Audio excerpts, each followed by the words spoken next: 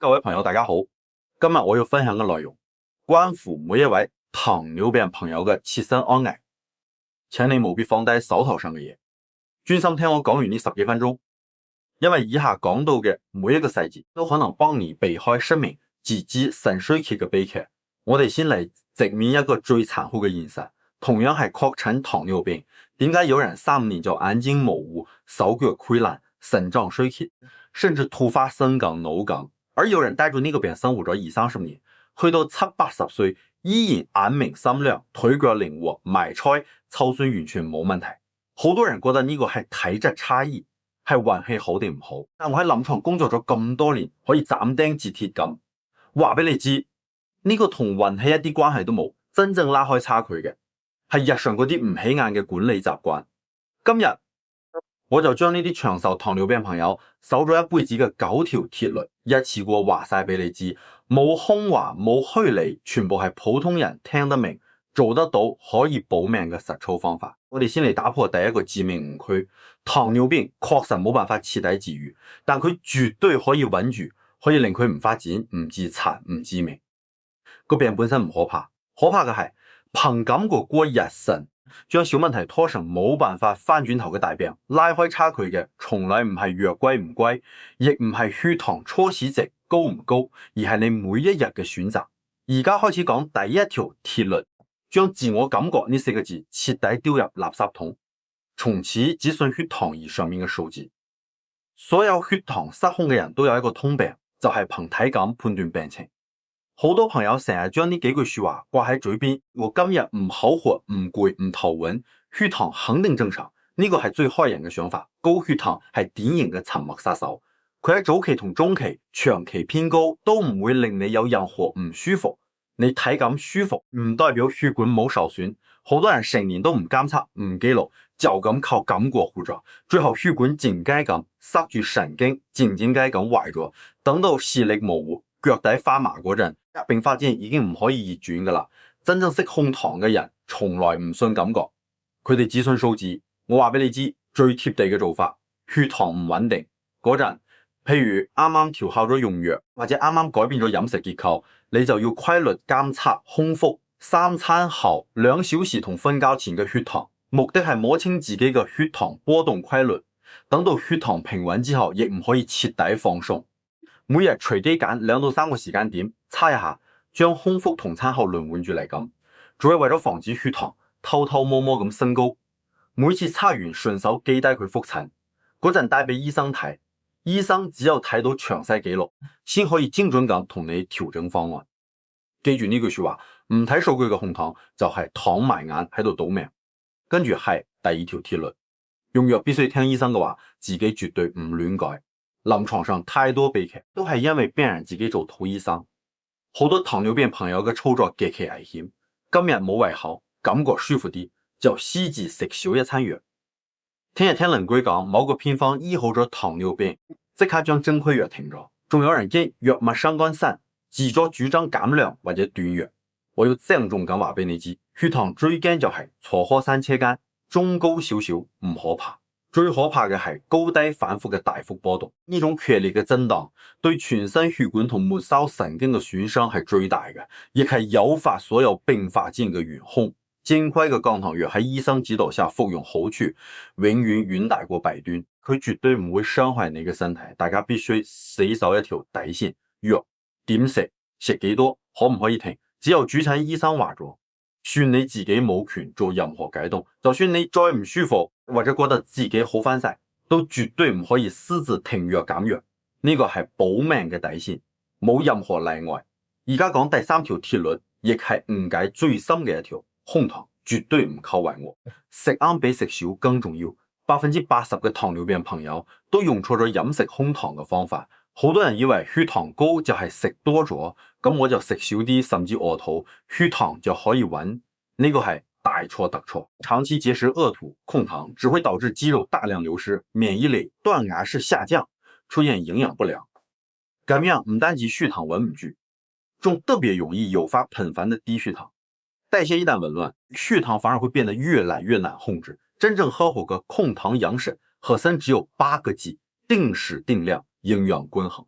我俾你一套普通人可以自己照住做嘅食飯模板，簡單又好記。每餐煮食只食你自己拳頭咁大，優先選擇雜糧、糙米、粟米、番薯，加咗精製白米白麵。每餐必須有一掌咁大嘅優質蛋白，雞蛋、魚肉、瘦肉、豆製品可以輪換住食。蔬菜隨便食，但綠葉菜要佔1半以上。煮法上小油清炒或者涼拌最好，仲要永遠加咗奶茶、飲品、蛋糕、曲奇同精加工零食，呢啲係血糖瞬間飆升嘅元兇。控糖唔係做苦行僧，唔使每日餓到心慌慌，食啱結構，食啱比例，血糖自然會穩穩正正。接下來是第4條鐵律，堅持規律運動。你要知道，自己嘅肌肉就係免費嘅降糖藥，好多人食藥好勤力，但一到運動就偷懶。我必須話俾你知，運動帶嚟嘅降糖效果，任何保健品都替代唔到我哋身上嘅肌肉，係消耗糖分嘅主要器官。你嘅肌肉量充足又顯而活動，身體對胰島素就會更敏感，血糖嘅利用率會大幅提高，血管代謝亦會更通暢。我專門為中老年糖尿病朋友定製咗一套運動標準，溫和唔傷身，每周累計做150分鐘帶氧運動，加步行、太極、慢速踩單車、廣場舞都可以將佢拆分開，每日只係半小時左右，每周再加2到3次簡單嘅力量訓練，譬如拉下橡筋帶、舉下細啞鈴、靠牆、做靜蹲，呢啲動作嘅目的係保住肌肉唔流失。有一個重點必須提醒，絕對唔好空腹運動，咁樣好容易突發低血糖，導致頭暈心慌慌。食完飯半小時預穩糖效果最好，唔使追求高強度，亦唔係話要出到大汗。每日堅持預起來，係對身體最好嘅養護。而家講第5條鐵律，減重5%到10%，你嘅血糖可以自己上一個台階。尤其係2型糖尿病朋友，肚大腰粗嘅朋友一定要聽明呢條腹部堆積嘅內臟脂肪係抵抗胰島素，導致血糖居高不下嘅核心原因。我唔需要你瘦到苗條身材，亦唔需要你過度減肥，只要你減到總體重嘅5%到10%，你嘅血糖、血壓、血脂3項指標都會肉眼可見咁變好。輕度糖尿病朋友喺合理減重之後，藥量都可以減少，甚至有人單靠飲食同運動就可以穩住血糖。大家減重一定要務實，每個月瘦1到2公斤就非常完美，慢慢瘦，穩穩正正咁維持住，千祈唔好急速節食減肥。快速跌磅一定會快速反彈，反彈後嘅代謝損傷更大。小小嘅體重變化換來嘅係幾十年冇併發症嘅健康，呢條數絕對划算。接下來係第6條鐵律，亦係最容易俾人忽略嘅，唔單止要控血糖，血壓、血脂必須一齊搞。好多糖尿病朋友有一個致命盲區，只專實血糖睇，根本唔理血壓同血脂。我話一個真相俾你知，香港、腦梗、血管堵塞、腎衰竭好少係單一嘅高血糖造成嘅。高血糖、高血壓、高血脂係捆綁埋一齊嘅血管3大殺手，佢哋互相影響、互相加重。如果你急控血糖，卻任由血脂、血壓居高不下，血管照樣硬化堵塞，併發症照樣揾上門。真正嘅拳頭原物係定期量血壓，血壓偏高就即刻低飲飲食，並遵照醫囑調理。每半年檢查一次血脂，甘油三酯同膽固醇一旦超標，就要及時加油。3高同步穩住，血管先會通暢，心、腦、腎先可以真正安全。單控血糖唔理其他，等於喺度做冇用功。我哋嚟睇第7條鐵律，定期做併發症篩查防病永遠大於治病。糖尿病最陰濕嘅地方係所有嚴重併發症喺早期完全不痛不癢，眼睛病變、腎臟損傷、神經病變、血管堵塞，前期冇任何感覺。等你出現視力模糊、腳臂浮腫、周身冇力嘅時候，損傷已經唔可以逆轉，冇得翻轉頭噶啦。呢幾十年冇出事嘅糖尿病朋友，最關鍵嘅一個習慣就係定期篩查，提前排查隱患。大家必須記住，每年有4項檢查，缺一不可。第1項眼底檢查，呢個係為咗提前預防視網膜病變同失明。第2項腎功能同尿微量白蛋白檢查，目的係守護腎臟，杜絕腎衰竭。第3項足部神經同血管篩查，為咗提前預防糖尿病足爛腳同截肢。第四項，心電圖同心血管檢查，用嚟規避心梗同腦梗嘅風險。體檢唔係使錢，係同你嘅健康買保險，早發現早介入，將大病扼殺喺萌芽之中，你先可以成世人都唔使受重病折磨。而家講第8條鐵律，亦係最容易做到嘅救命習慣。每日花5分鐘檢查雙腳，呢個係守住健康嘅最後一道防線。喺所有併發症入面，糖尿病足係最殘忍、最容易被忽視嘅。好多糖尿病朋友就因為呢個小水泡或者一啲啲損咗唔在意、唔處理，最後反覆潰爛，感染一步一步走到截肢嘅地步。因為高血糖人群腳部神經容易麻木，血液循環好差，整親冇感覺，傷口又極難愈合。我俾你一條每日必做嘅習慣，只需5分鐘，每晚臨瞓前仔細睇一遍。你嘅雙腳檢查腳板底、腳趾罅、腳甲邊有冇損咗水泡、紅腫或者乾裂。洗腳嘅時候一定先用手腕試水溫，唔辣手先洗，避免燙傷。洗完腳要徹底抹乾，尤其是腳趾罅，杜絕潮濕滋生細菌。腳上嘅整雞眼絕對唔可以自己用刀削減，更唔好亂黐偏方藥膏。雙腳健康，你先可以正常行路、正常生活。護理好對腳，就係護理好你下半世人嘅生活質素。最後係第9條鐵律，亦係支撐一切嘅根基。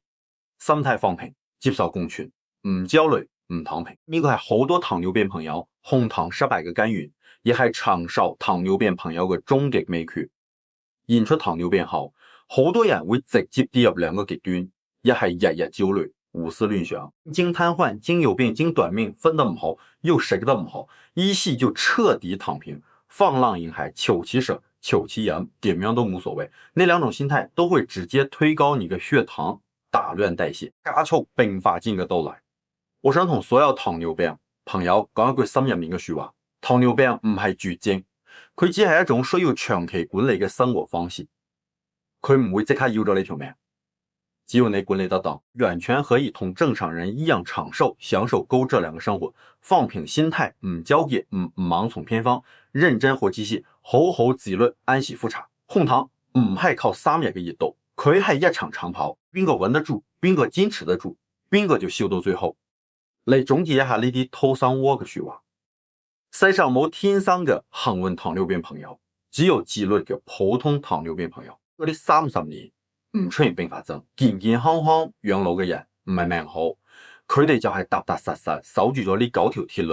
呢9件事冇一件係幾難或者幾昂貴嘅事，唯一嘅難點就係日復一日嘅長久堅持，唔使急於求成，亦唔使一次過諗住做到完美。由今日開始揀出你最差最弱雞嘅1、2條，先去改咗佢，先去堅持做，慢慢養成習慣。你會發覺血糖越嚟越穩，身體越嚟越輕鬆，嗰啲大病嘅隱患亦會越嚟越少。健康永遠係掌握喺自己手入面，好好管理自己，我哋都可以穩穩陣陣、健健康康咁享受晚年。今日嘅分享內容就到呢度，當中嘅每一個字都希望可以幫到你喺控糖路上行少啲冤枉路，多一份安心。覺得有用嘅話，記得關注呢個頻道，長期堅持分享，離唔開每一個朋友嘅支持。